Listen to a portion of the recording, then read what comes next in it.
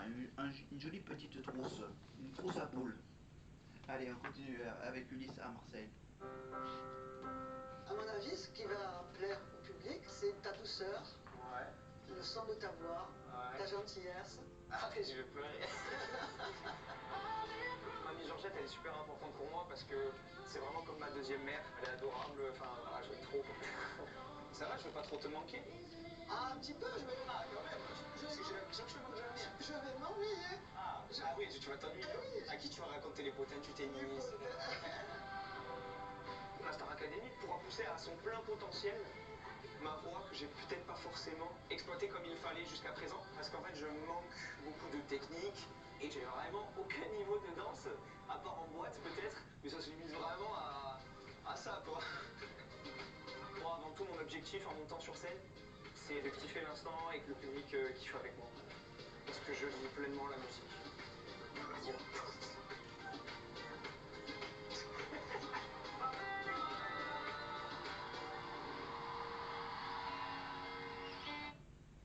Voilà pour Ulysse. Ulysse.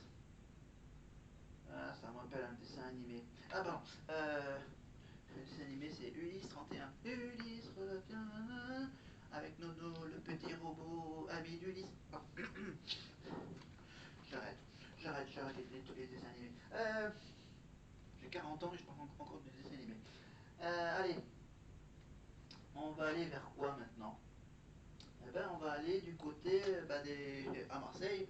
Il y a souvent des grandes gueules à Marseille. Voilà. Oh, l'enchaînement. Les grandes gueules. Alain Marchal, Olivier Truchot, les grandes gueules, 20 ans de succès, audition de l'archipel, RMC Story. Voilà. Et bien en fait, la page 66, on reste toujours sur les chiffres 66 et 99. Oh, le chiffre du diable. 5, 1, 3, 6. Allez. Allez, je repère. Heureusement que je sais que c'est la page 66. Cette fois-ci, j'enlève le micro. Voilà. Et on va lire. Et je me rapproche pour vous lire quelques petits passages de ce bouquin sur les grandes gueules, l'émission de radio de 9h à midi sur la radio RMC. Comment les invités des grandes gueules arrivent-elles à se lâcher ainsi? On se livre plus facilement devant des interlocuteurs qui apparaissent comme des gens ordinaires et ne se comportent pas en vedette. Les grandes gueules l'ont aussi constaté avec le chanteur Renaud en 2006. Après une longue éclipse due à l'alcool, Renaud préparait la sortie en octobre de son nouvel album, Rouge Sang. Renaud était de retour, avec la chanteuse Romane Cerda, sa jeune épouse. Ils attendaient un enfant, Malone, bien sûr. À l'issue de son grand oral, Renaud a commencé à parler à Olivier et Alain de la grossesse de sa femme. Il nous a un peu étonnés en nous montrant les échographies. Il se sentait vraiment en confiance.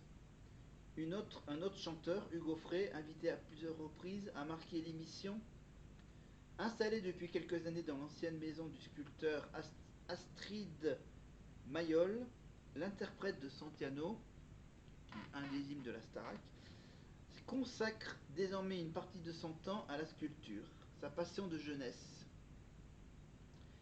Et c'est son œil de sculpteur qu'il avait invoqué dans les grandes gueules, à propos d'Aurore Drossard, la jeune femme qui se prétend toujours la fille naturelle d'Yves Montand, malgré un test ADN négatif, réalisé sur le corps du chanteur exhumé en 1998. Son propos expliqué, Gaufret ne visait pas à contester la décision de justice. Évidemment, elle repose sur un test ADN, mais la science n'est pas plus fiable que l'œil d'un artiste. Si je devais faire un buste d'Yves Montand, je prendrais Aurore Drossard comme modèle, tant la ressemblance est frappante. Ce genre d'histoire arrive dans de nombreuses familles. J'ai appris tardivement que mon frère que le frère du Gaufret et un des grands-pères avaient eu chacun un enfant naturel, pourquoi cela ne serait pas arrivé à Yves Montand, qui multipliait les conquêtes féminines? Parmi les artistes, beaucoup sont des auditeurs assidus de l'émission. On peut un jour la surprise de recevoir un appel du chanteur Francis Cabrel, souhaitant défendre les bons vieux radio crochets. Lors d'une discussion à propos de la Star Academy, il était plus passionné que bon nombre d'auditeurs, mais on n'a pas osé lui demander de chanter au téléphone son tube Petite Marie. Je viens du ciel et les étoiles en train ne parlent que de toi, etc. etc. Voilà. Voilà, des petites anecdotes marrantes, les grandes gueules. Voilà, magnifique bouquin. Allez, du coup, j'ai peut-être, non, on a peut-être raté quelque chose. Qu'est-ce qu'on a?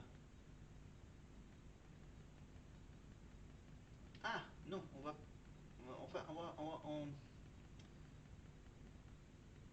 on va plutôt parler de Maya, avec un petit portrait assez original, un portrait qui se fait en direct avec Nikos. Ça va être marrant.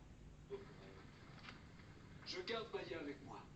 On vient de découvrir Maya en chanson sur scène, mais le public en sait un peu, puisqu'il vient de vous apercevoir, vous ressentir sur le plan artistique, mais je voudrais que, à travers quelques petites références musicales, on en sache un peu plus sur vous. Vous êtes OK? Je suis OK. Allez Maya, c'est parti.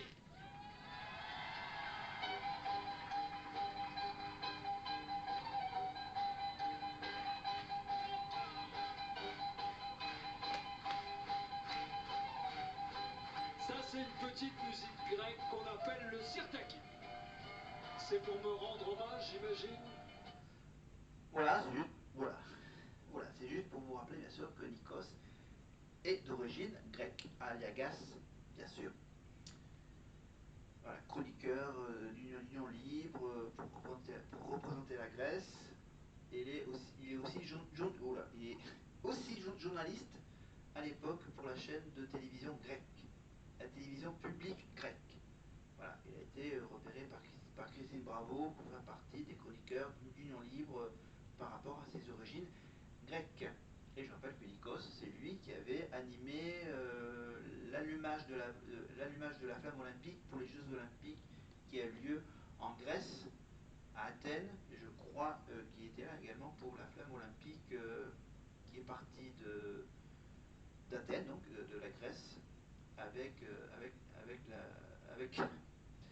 avec les champions olympiques de Paris 2024, évidemment. Voilà, il était là pour allumer la vasque, allumer la flamme chez lui, dans ce beau pays qui est la Grèce, qui n'est plus du tout en crise économique, les Grecs. Voilà. Le Siraki, non, le Salakis, c'est grec aussi. Voilà. Les dieux grecs, voilà. Le Parthénon, c'est ça, c'est le Parthénon, le point culminant de l'architecture grecque. Voilà, la Grèce, la musique grecque, voilà, la culture grecque, la bouffe grecque. Voilà, je rappelle que Nikos viendra évidemment, comme tous les ans, rendre visite aux élèves de la Starac pour leur apprendre à déguster des plats typiquement grecs et aussi à apprendre quelques mots de grec. Voilà, dire bonjour, je m'appelle, tant, etc. C'est qu'en fait, pourquoi Maya a cette chanson en tête? Oui. Pas du tout. Non, pas trop. Ça résume quoi cette musique pour vous? Pourquoi elle est importante? Alors, parce que je suis en école de commerce et je viens de passer un semestre en Erasmus en Grèce. Oh! Où ça en Oui, Grèce? j'étais à Athènes. Et ça s'est bien passé? C'était le plus beau semestre de ma vie. Je suis jaloux. Qu'est-ce que vous savez dire en grec? Je sais dire Kalimera, Calimera qui veut dire bonjour. Méléné Maya, Je m'appelle Maya. Et Efkaristopoli. le dernier c'est quoi? Efkaristopoli. Je chose du 2, ça veut dire. Non, c'est pas vrai, ça veut dire merci beaucoup. Allez, on continue en musique. Voici la chanson qui résume la philosophie de vie de Maya. Évidemment, laissez-moi danser, évidemment, l'hymne de la Starac 4, évidemment, de de Lucie, évidemment, de Lucie et de Karima, bien sûr, hein, des nombreux hymnes, évidemment, avec la petite chorégraphie. Ah, ça remonte il y a 20 ans. La Starac, évidemment, laissez-moi danser en chantant. Et Adieu, monsieur le professeur, les 3 hymnes de la Starac 4, à l'époque où il pouvait sortir des disques. Allez. Ça, c'est la chanson qui résume votre état d'esprit avant d'arriver au château. Plus fort! Elle est si excitée, Maya. Évidemment, Maya qui chante son premier tube, c'est Blonde. Voilà, où elle se décrit, je m'appelle Maya, 35 ans, je suis blonde, etc., etc. Voilà, c'est une chanson assez marrante. Donc, le premier tube de Maya. Aucun rapport, c'est pas la même orthographe que Maya l'abeille. Voilà, M-A-Y-A, mais en fait, le prénom de Maya, ça s'écrit M-A-I, avec les 2 petits points, les 2 points tréma, I-A. Voilà. Merci beaucoup. Merci pour ce beau sourire, merci pour cette bonne énergie. Donc vous êtes positive, vous êtes ouverte à toutes les expériences au sein du château, même le sport? Non, pas le sport. Désolée, Nadji. Nadji, première réclamation. Ah bah non, Maya, on va pas commencer comme ça. Mais je vais essayer, promis. Maya, tout va bien se passer. Ne t'inquiète pas.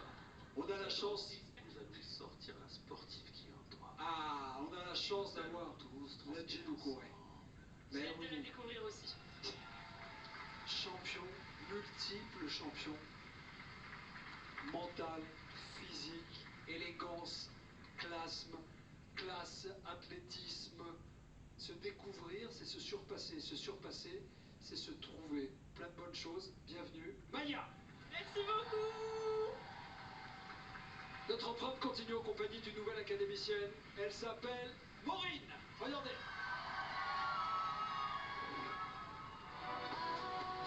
Je m'appelle Maureen, j'ai 23 ans, je suis étudiante en communication. J'ai fini récemment une alternance dans la mode et je vis à Bagneux avec mon chéri qui s'appelle Tom, en banlieue parisienne. Moi, je me considère comme étant quelqu'un d'hypersensible. Ça a été quelque chose de très compliqué à gérer depuis que je suis toute petite. Mes parents ont divorcé très tôt et j'ai ma maman.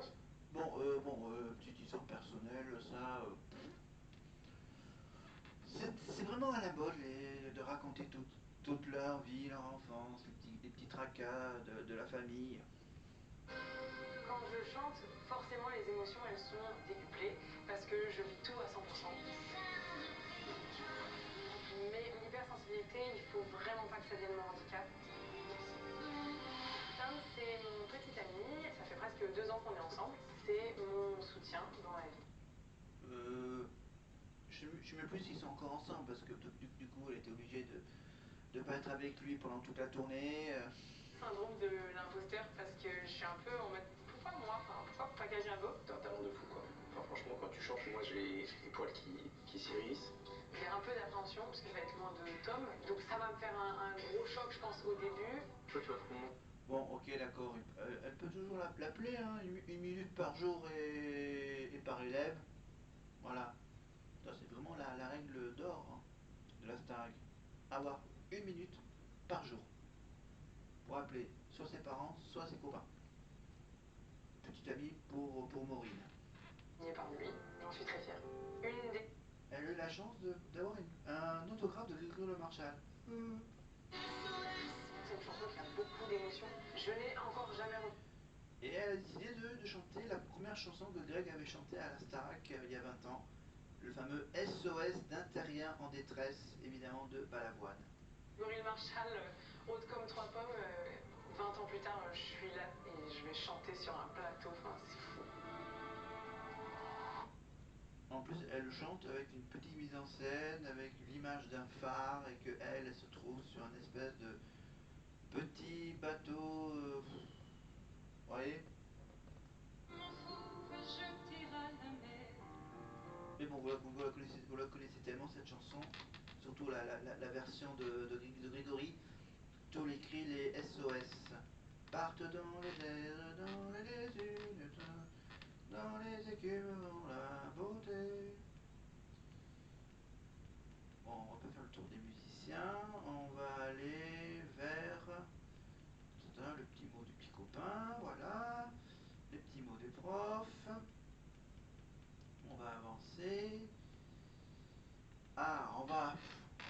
un des moments les plus marrants, c'est Marguerite qui nous propose de la découvrir d'une façon particulière. Mais tranquille, comme une actrice et une chanteuse. C'est parti, regardez. Marguerite. Bonsoir. Vous allez bien? Ok, super. Je m'appelle Marguerite, j'ai 23 ans et j'habite à Paris. Quand on m'a demandé de me présenter en plateau, j'ai trouvé que c'était un petit peu un exercice difficile de parler de soi. Du coup, j'ai demandé à mes 3 grands frères qui sont là. Je vous aime. Ouais, ils sont trop beaux. Je leur ai demandé de m'écrire un petit texte pour me décrire. Et voilà, je vais vous le lire, comme ce sera plus simple. Le texte, il est là.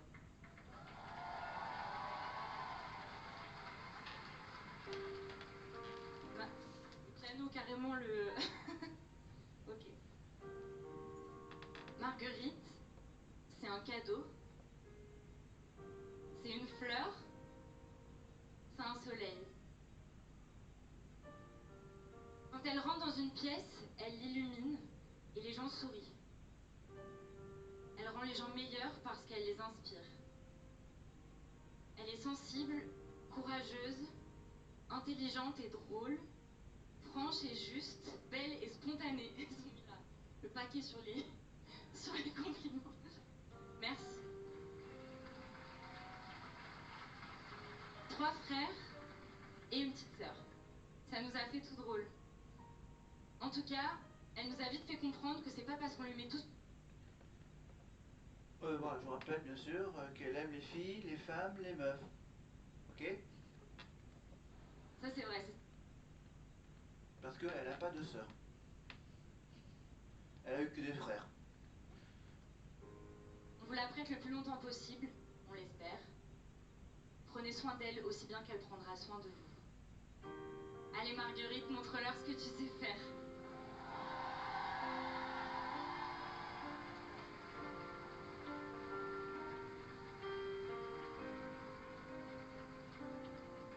Pas la peine de se retourner sur le tableau décroché, la craie s'efface. Il n'y a plus de traces. Et moi Les beaux YouTube des années 80 évidemment avec Caroline Charby avec la chanson à pile ou face. Ah oui. Lancer la pièce et savoir sur quelle face elle va tomber la pièce, un pile ou face. Ah c'est terrible, le jeu du pile ou face. Bon allez.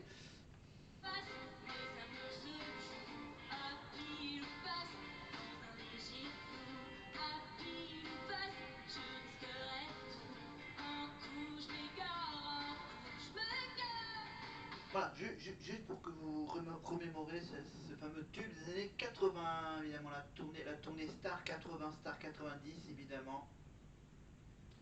Voilà, donc il y a la tournée des stars des années 80, il y a la tournée des stars 90, il y a aussi la tournée avec les Worlds Apart, avec les... Enfin, voilà, il y a plein de tournées nostalgiques dans toute la France. Évidemment, il y a la tournée des chansons de Jean Goldman, il y a la tournée avec les chansons de Queen. Évidemment, le groupe préféré d'Adeline Tognotti, le chanteur Freddie Mercury, le groupe Queen, etc. Et donc là, on va avancer vers la fin, non? Juste peut-être avoir l'avis sur du prof de théâtre. Oh, à la fois actrice et chanteuse, Hugues Hamelink, le nouveau professeur de théâtre. Un peu de lumière sur lui, s'il vous plaît, merci beaucoup. Venez moins jeune, Marguerite. Exercice périlleux, parce qu'il faut habiter la scène, il faut découvrir un texte où elle doit se lancer des fleurs alors qu'elle n'a pas écrit. Complètement. Difficile, hein. Il faut d'abord souligner l'incroyable prise de risque que c'était là de prendre la parole. Marguerite, je voudrais te demander, est-ce que tu as découvert le texte de tes frères maintenant là en direct ou tu l'avais lu avant ou pas? Je l'avais un petit peu lu avant quand même, pour anticiper l'émotion. C'est magnifique parce que moi j'ai eu l'impression que tu le découvrais, que tu le lisais là en direct pour la première fois. Et ça c'est une vraie performance d'actrice, donc je te félicite pour ça. Ça c'était très réussi. en parlant d'actrice, pardon, je parle avec le micro, en parlant d'actrice, vous l'avez peut-être remarqué, parce qu'elle a participé à un petit truc qui était devenu un événement mondial, la cérémonie d'ouverture des Jeux Olympiques de Paris 2024. Elle a été figurante dans une toute petite vidéo de la cérémonie d'ouverture. Elle a participé à la fameuse scène avec Zinedine Zidane. Et oui, c'était une des personnes qui était dans les voitures d'époque. Rappelez-vous. Elle a quasiment la même coiffure, je crois, à peu près. Mais elle était un peu habillée de genre années 60-70. C'est ça, à peu près. Voilà, donc Marguerite a participé plus ou moins aux Jeux Olympiques en étant figurante dans un magnéto avec Zinedine Zidane qui courait avec un ballon. Avec